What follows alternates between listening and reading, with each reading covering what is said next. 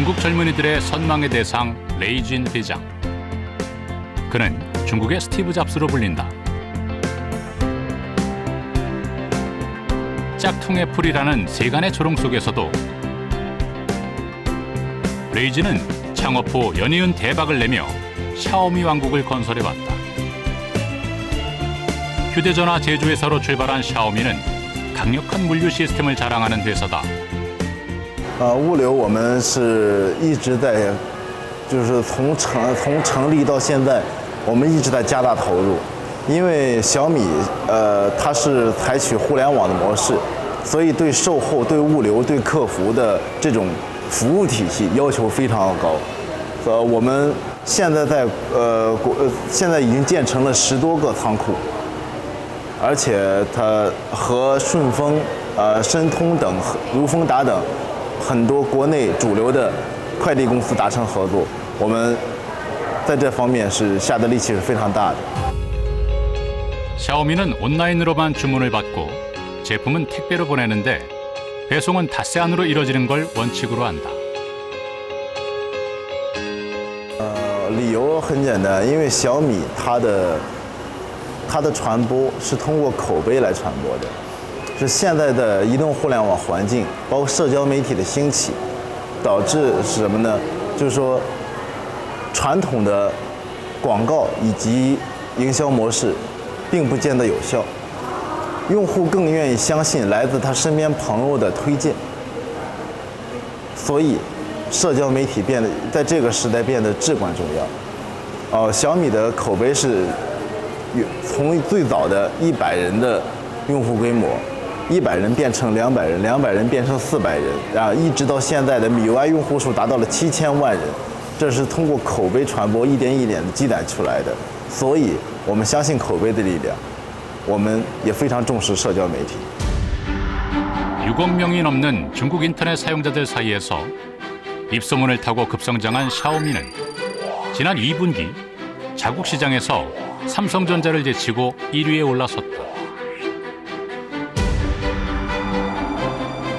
샤오미는 온라인상으로 사용자들과 적극적으로 소통하면서 품질 개선을 위해 노력해왔다. 이런 샤오미의 전략은 기본 사용자의 이탈을 막는 동시에 마케팅 비용을 줄이는 데 도움이 됐다. 这是我们小米这家旗舰店，来参观一下。你如果有各种问题，都可以在这里提问。你比如说我的信号出了问题，我就会反馈，然后那个附上截图就可以提交。这是我们那个用户反馈界面。 삼성전자를 제친 샤오미. 미 증시에 상장하며 대박을 이어가는 알리바바. 중국 최대 포탈을 넘어선 바이두와 그리고 텐센트까지 중국 IT 기업은 이미 한국을 넘어선 지 오래다. 최근에 제가 한국, 중국, 일본, 미국의 벤처 생태계를 한번 비교 분석을 해봤습니다. 놀랍게도 한국이 지금 일본보다 뒤졌어요.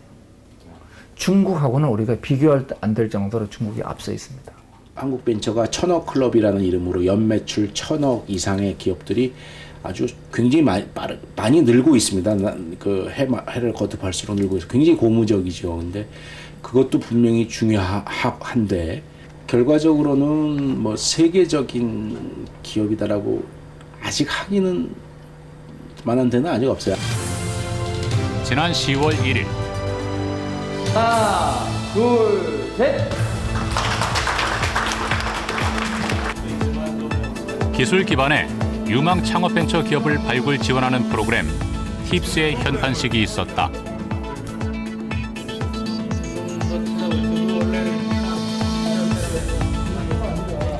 팁스 운영 기관들이 이제 해당 팀들을 선발하고 이제 투자를 하면 이제 그 팀에 이제 정부가 지원금을 해주는 형태죠. 그래서 좀 더 민간이 주도가 돼서 생태계를 구성하고 있다는 데서 좀 더 의미가 있다고 볼 수 있을 것 같고요. 글로벌 시장에서 경쟁력 있는 창업 벤처 기업을 키우기 위한 팁스는 기술 창업에 초점을 맞춘 프로그램이다. 나라마다 어떻게 새로운 기술을 바탕으로 해서 새로운 산업을 만들어내고 일자리를 만들어내는가, 이것이 국가 경쟁력의 핵심이 되고 있습니다.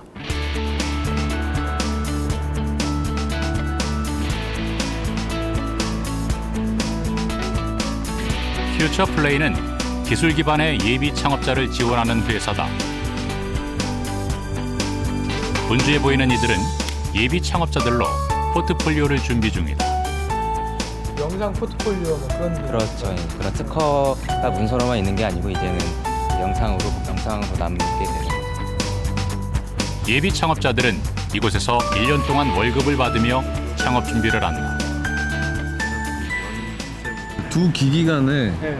이제 어떤 정보 데이터를 네. 이렇게 교류할 때 있어서 네. 되게 쉽게 네. 직관적으로 손가락만으로도 쉽게 이렇게 전송이 가능한 그런 아이디어였어요. 아직 제품으로 출시가 안 된 상태라 방송의 기술을 공개하는 건 어렵다. 사람 지문이 다 틀리잖아요. 네네. 지문이 틀린데 그 수백억 가지의 그 경우의 수가 나올 텐데 그런 것들은 다 이렇게 방법 가능하신 거죠, 구현이? 네네. 그게 지문이 다르기 때문에 오히려 더 정확하게 데이터를 송수신할 수 있는 거예요.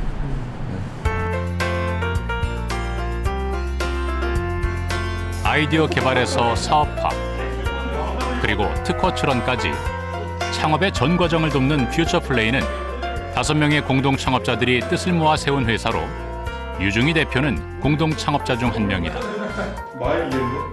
미국이나 아니면 심지어 중국만 해도 뭔가 기반 기술을 가지고 문제를 풀려는 회사들이 뭔가 그런 아이디어를 중심으로 사업을 영위하는 회사들하고 비슷한 수거든요. 근데 한국은 기술 기반 스타트업이 굉장히 적어요.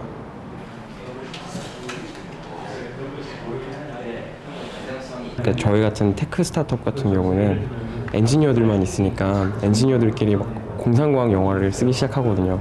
근데 여기 있으면 실제로 그걸 사업화 시키는 거에 대해서 되게 약간 인사이트도 얻고 기술도 배우고 그러면서 이제 좀 더 사업에 가까운 구상을 하게 돼가는 것 같아요.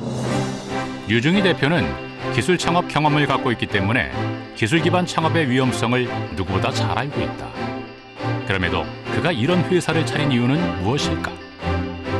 기본적으로 실패를 두려워하거나 아니면 뭐 실패를 했기 때문에 뭔가 이 사람이 한 게 헛되다라고 생각하지 않고요. 휴대전화를 비춰 다양한 정보를 단박에 확인할 수 있는 스캔 서치 기술은 증강현실의 한 분야다. 오후에 비 온다고 포스터가 말했다. 난 천만이 볼 영화라고.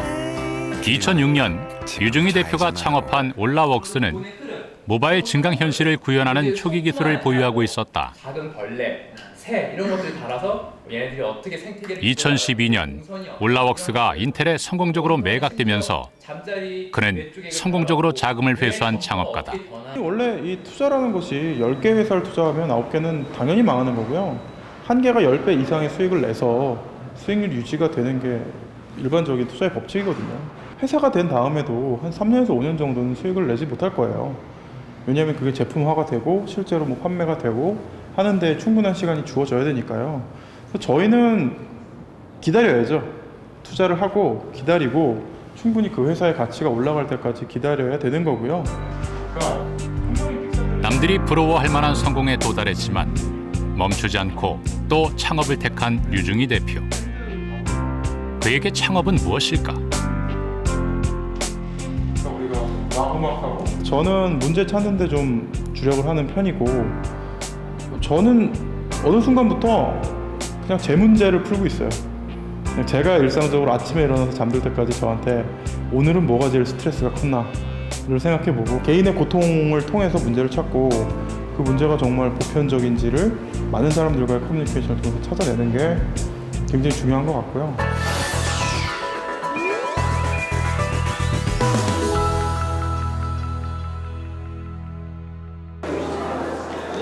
매월 마지막 주 화요일마다 창업벤처 기업인을 위한 창업 토크 콘서트 고벤처 포럼이 열린다.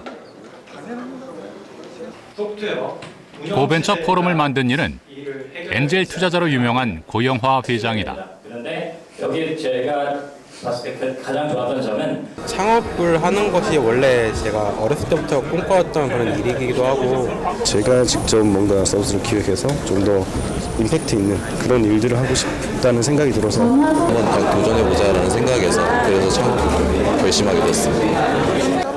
경험도 자금도 부족한 예비 창업자들에게 이런 자리는 사막의 오아시스가 여기에 이렇게 수많은 사람이 한 300명의 사람들이 오는데 그냥 행사 끝나고 나오면은 누가 누군지 모르니까 헤어져 버리고 말아요.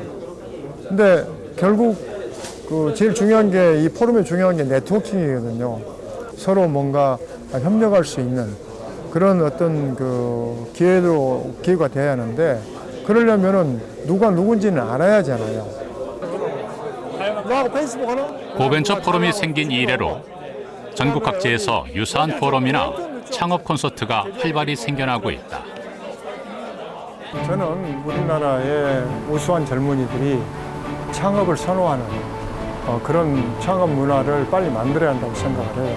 그래서 우리 정부부터 시작해서 우리 국민 모두가 창업의 중요성을 깨닫고 우리 젊은이들이 그런 그 세계적인 기업가로 커나갈 수 있는 환경을 우리가 빨리 만들어지기를 원하고 또 그런 환경을 만들기 위해서 저는 계속 노력해 나갈 거예요.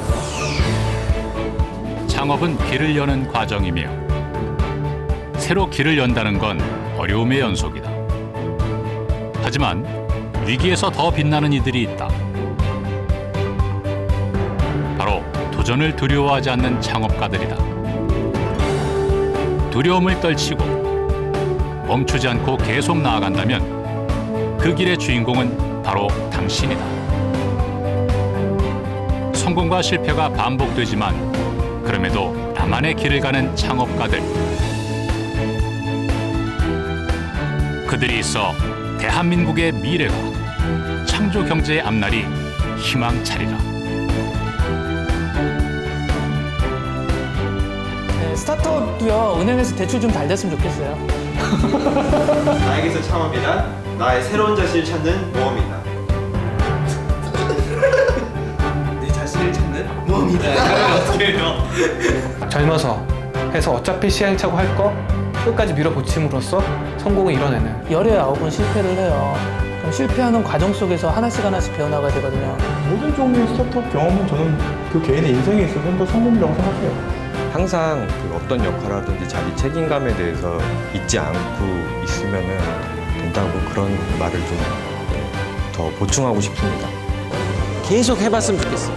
반드시 배우는 게 있습니다.